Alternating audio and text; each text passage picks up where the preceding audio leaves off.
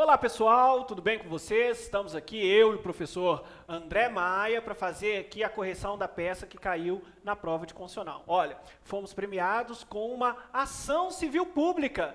Gente, se você fez a ação civil pública, meus parabéns, você acertou a peça, ok? E veio, na verdade, um enunciado enorme, como normalmente os enunciados das ações civis públicas são, né? Apesar de ter sido a primeira vez, né, professor André, que se cobra a ação civil pública na prova de constitucional. Da FGV, essencialmente, né? Da FGV. E aí o que acontece, gente? A gente está diante de um enunciado aqui bem maldoso, hein? Porque até a última linha, estaríamos diante de um mandado de segurança coletivo. Vocês sabem disso. Eu acho que vocês tiveram uma grande dúvida aí, por conta da última linha, né? Mas a última linha do enunciado, sabe, professor André? Na verdade, foi um presente para eles. Um presente de que, não é mandado de segurança mais. Aqui nós estamos diante de uma ação civil pública, ok? Aí tem gente que pergunta assim para mim, né, André? Seria o caso de uma ação pelo rito comum? O que você acha, professor André? Pois é. Alguns alunos, nós participamos de vários grupos no WhatsApp, no Facebook, grupos que não são das nossas turmas aqui do Aprovarem, mas a gente participa por legado nosso, por nossa missão aqui nessa terra. Participar e ajudar. E vários alunos de vários grupos mandando mensagem. Mas professor André, mas professor Tiago, por que não é uma ação de rito comum? Por que não é uma ação de procedimento comum? Por que não é ação ordinária de obrigação de fazer? A gente tem que prestar atenção, sempre naquela nossa conversa de sala de aula, quem é o nosso cliente e o que ele quer, qual é o interesse dele. O nosso cliente é pessoa física ou jurídica? O interesse do nosso cliente é individual ou transindividual? No caso, nós temos uma associação, que é uma pessoa jurídica, cuidando de interesses dela, enquanto pessoa jurídica, de interesses dos seus membros, filiados ou associados, ou de interesses de toda a coletividade. Porque se ela, associação pessoa jurídica, no caso, estivesse cuidando de interesse próprio, pessoal, de seus direitos de personalidade, ela poderia entrar com a ação pelo rito comum ou pelo procedimento comum, pedindo a obrigação de fazer contra o município. Agora, se ela, associação, legalmente constituída em funcionamento há pelo menos um ano, na forma do artigo 5º, 70 da Constituição e do artigo 21 da Lei 12.016 de 2009, Lei do Mandado de Segurança, ela defendendo os seus, caberia, se, e a prova, como disse o professor Tiago, lá no finalzinho, derrubou o mandado de segurança, caberia o mandado de segurança coletivo. Mas, no caso, há necessidade de dilação probatória. O mandado de segurança coletivo é para que a entidade, partido político com representação no Congresso, organização sindical, entidade classe ou associação legalmente constituída em funcionamento há pelo menos um ano, cuide dos seus membros, filiados ou associados, que não foi o caso. Não foi. O caso foi cuidar de interesse de toda a coletividade afetada pela circunstância do caso concreto. Neste caso, à luz do artigo 129, inciso 3º da Constituição, combinado com o 129, parágrafo 1º da Constituição, combinado com o artigo 1º caput da Lei 7347/85 e com o artigo 5º, inciso 5º, alíneas A e B, da mesma Lei 7347/85, que é a lei da ACP, nós temos uma ação civil pública em que a associação defenderá interesses que pertencem a toda a coletividade, interesses que não são precisamente dos seus filiados, nem dela própria. Então, é uma ACP, indiscutivelmente uma ACP, identificação muito fácil, que felizmente a aula de ACP foi dada com toda a parte teórica mastigadíssima, com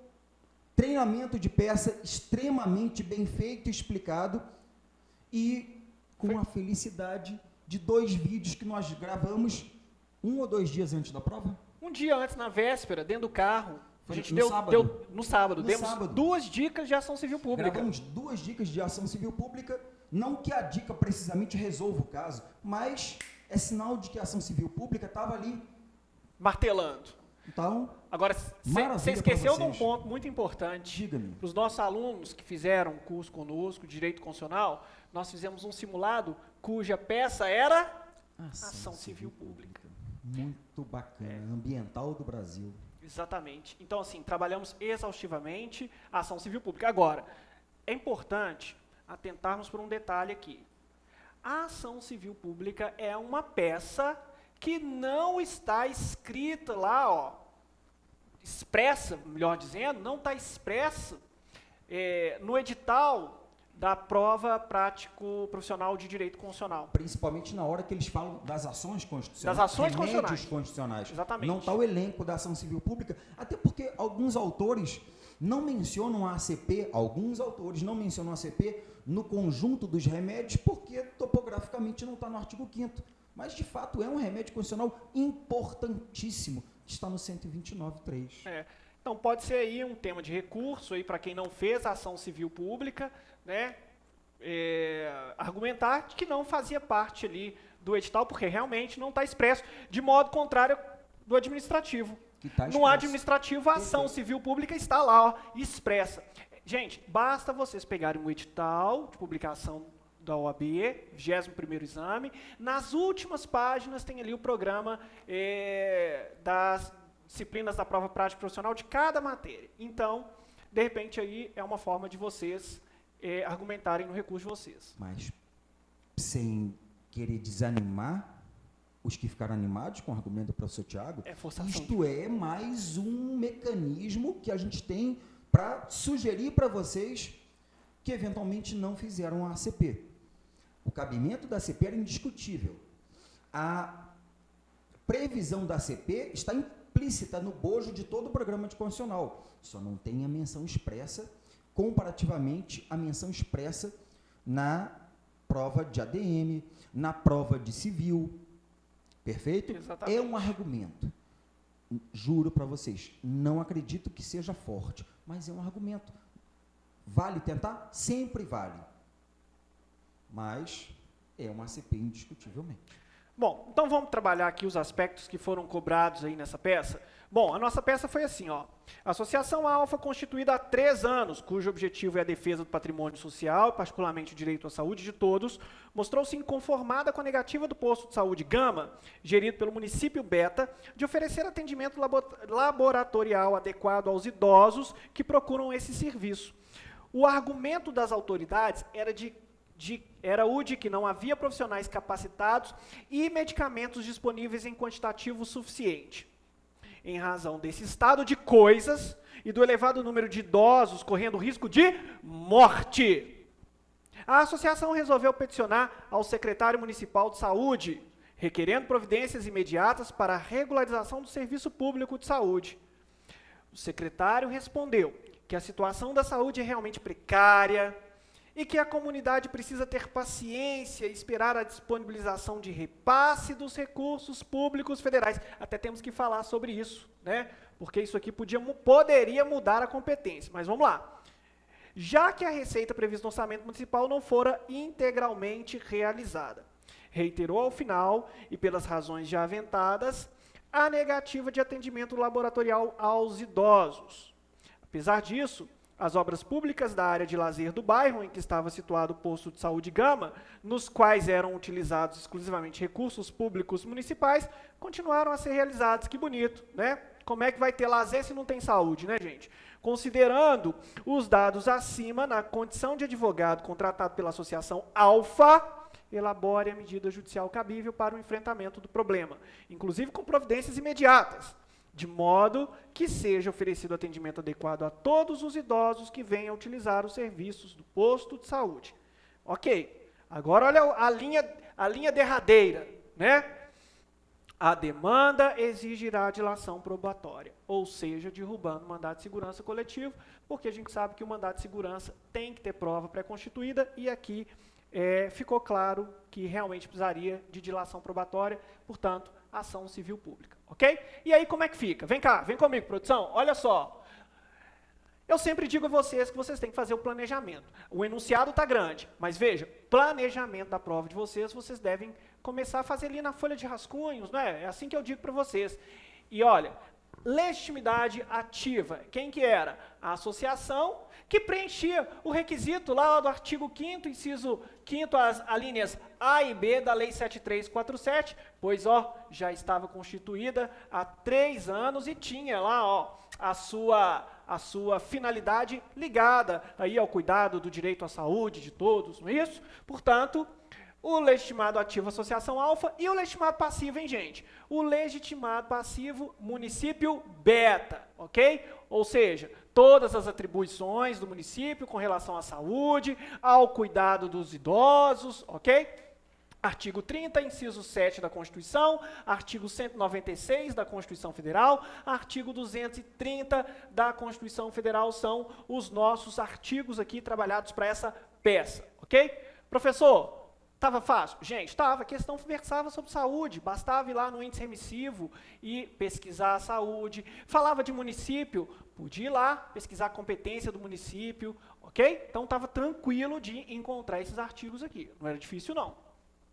E aí, qual que era o objetivo aqui? O objetivo é restabelecer o atendimento aos idosos, não é? Que estavam sem remédios, estavam sem atendimento, não é isso? Então, portanto, ó, era uma ação civil pública que tinha uma obrigação de fazer, cujo objetivo dessa ação realmente era a condenação, aí ao município na obrigação de fazer, artigo 3º da Lei 7347 de 85, ok? Gente, havia urgência? Havia urgência sim, olha, os idosos estavam sem atendimento médico, saúde, correndo risco de morrer, portanto, caberia aqui a medida liminar, ok? Portanto, ação civil pública com pedido de medida liminar. Professor, eu fiz ação civil pública, mas eu fiz ação civil pública com pedido de tutela antecipada, não tem problema, a FGV aceita, desde que você ali fundamente com os requisitos lá do artigo 300, perigo da demora,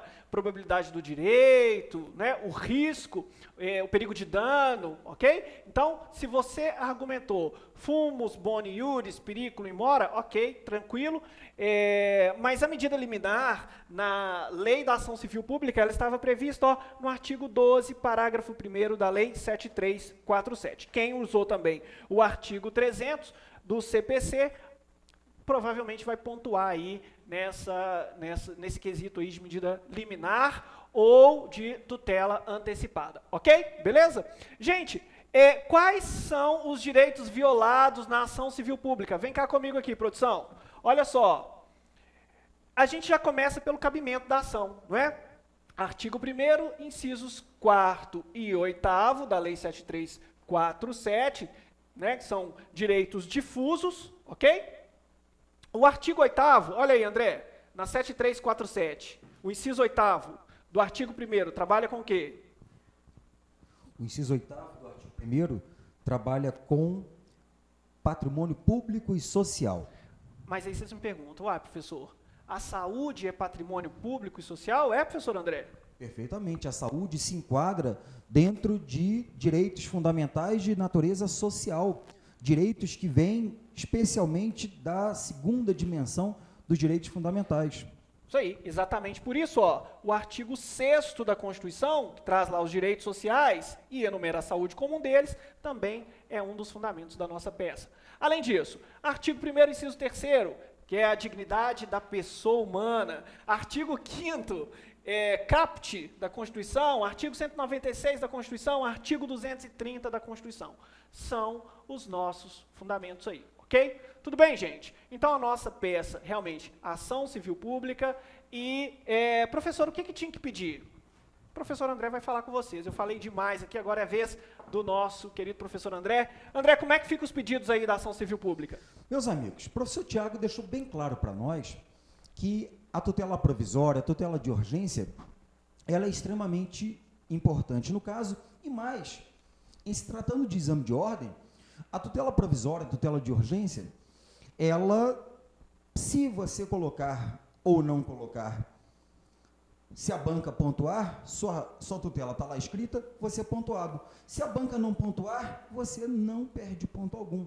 Então, por excesso de zelo, por precaução e até por sempre estarmos diante de uma situação urgente e necessária nas nossas provas, a tutela de urgência se faz presente.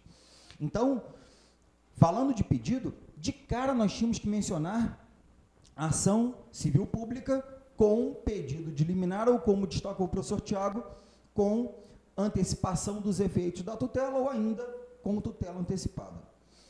Aí, pensando em pedido, nós temos que lembrar que a ação civil pública e o mandado de segurança coletivo, conforme nós destacamos inclusive em um daqueles vídeos do sábado antes da prova, essas ações têm uma peculiaridade que, se couber liminar, necessariamente, antes da concessão da liminar, deve haver uma audiência com o órgão de representação judicial da pessoa jurídica de direito público, para que se manifeste e se pronuncie em 72 horas.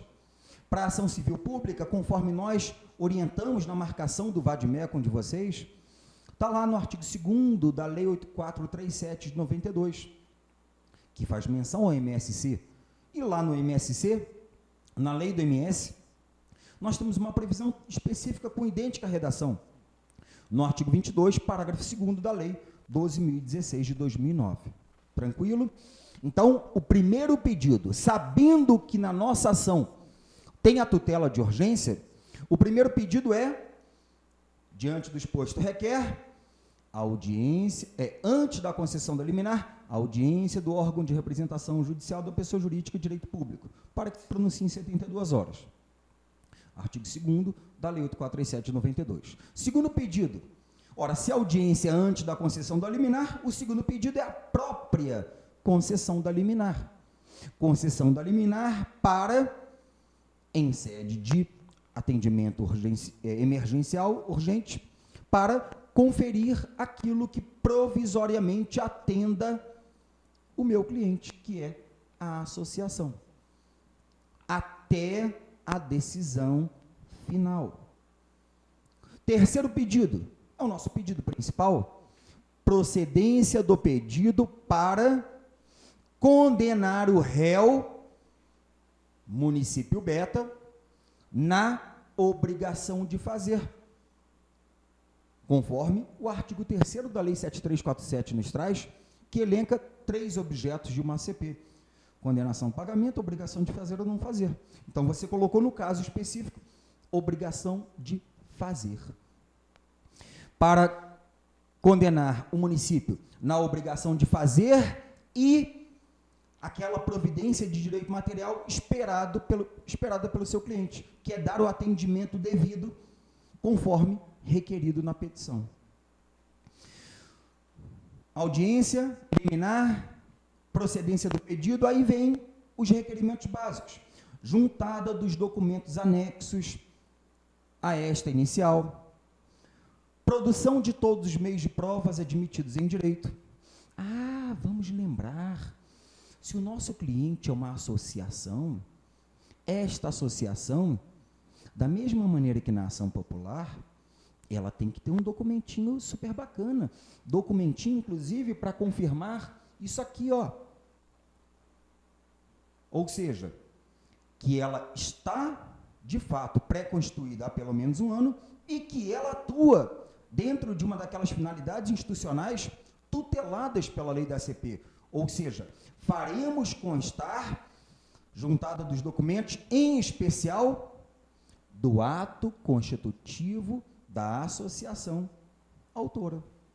E aí, se você quiser, para mostrar para o examinador, entre parênteses, artigo 5º, inciso 5º, alíneas A e B da lei.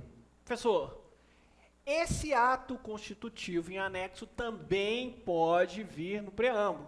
Não Também precisa pode. necessariamente estar só nos pedidos. A gente até orienta, porque colocar no preâmbulo, como na ação popular, colocar o título de eleitor ao lado do nome do seu cliente, é uma providência que você já mostra para o examinador que você cumpriu o requisito. É uma prudência. Mas, se você colocar aqui nos pedidos, isso acredito eu que o seu examinador vai aceitar sem problema algum, mas deixou bem claro para o seu Tiago. Então, falamos da audiência, concessão da liminar, procedência do pedido, juntada de documentos, produção de todos os meios de provas admitidos em direito, condenação do réu em custas e honorários sucumbenciais, intimação do Ministério Público, opção, aí aquela regrinha lá do artigo 319, inciso 7º do CPC, opção pela não realização de audiência de conciliação ou mediação, e um pedido que a gente destacou na nossa aula. Ora, se é uma ação que tem por objeto a condenação em uma obrigação de fazer ou não fazer, nós temos que colocar um pedido, ainda que não seja pontuado, pedido de, no caso de obrigação de fazer ou não fazer, cominação de multa diária às astrentes, cominação de multa diária pelo descumprimento da obrigação ou de uma tutela específica. Beleza? Se a questão deixasse abertura, também poderíamos colocar requisição às autoridades de documentos, informações cabíveis para a instrução do feito. No mais, em toda a petição inicial, valor da causa, nesses termos, pede deferimento, local e data, advogado EOB e, com toda alegria, você acertou esta peça. Não é, professor Tiago? E olha, tem uma coisa, um ponto aqui, sabe, professor, que eu quero trabalhar com vocês, porque alguns de vocês podem perder ponto e aí eu acho que seria injusto. E aí seria um ponto em que caberia recurso. E nós não falamos aqui até agora que é a questão da competência. Quem é o órgão que vai julgar esta ação civil pública? Bom, eu já vi aqui, a FGV já soltou o gabarito dizendo que é a Justiça Comum, ou seja, ficaria aqui, ó, pelo artigo 2º da Lei 7347, o juiz de direito. Beleza, tranquilo. Só que tem uma informação aqui na peça de vocês, eu acho que ela não está aqui à toa, e que poderia fazer com que essa competência fosse para a Justiça Federal. Olha só, diz assim, ó, um pedaço do enunciado. O secretário respondeu que a situação da saúde é realmente precária e que a comunidade precisa ter paciência e esperar a disponibilização de repasse dos recursos públicos federais, já que a receita prevista no orçamento municipal não fora integralmente realizada. Então, poderíamos ter aí uma situação em que poderia se incluir a União aqui, vem cá, produção, a União aqui, ó, no legitimado passivo, juntamente com o município beta, ok? E a competência, neste caso, tendo a União como ré, iria para a Justiça Federal, artigo 109, inciso 1 da Constituição. Tá? Veja só. O que é o gabarito? O gabarito é aqui, Justiça Comum, beleza, eu entendo que poderia, por uma interpretação aqui, ser a Justiça Comum mesmo, mas aqueles que entenderam que pela ausência do repasse da verba pela União, né, de recursos federais, poderia se incluir tanto no polo passivo a União, quanto destinar a competência para a Justiça Federal. É a sua opinião também, professor? O que você acha? O Tiago tem total razão no comentário dele, até porque, se a gente reparar o que falou o artigo 196, a obrigação relacionada à atividade estatal ligada à saúde é de todos os entes federados. Exatamente. E digo mais, quando a FGV cobrou isso, algo ligado à saúde, fornecimento de medicamento, coube a ação contra qualquer ente federado. É uma responsabilidade solidária de todos os entes da federação.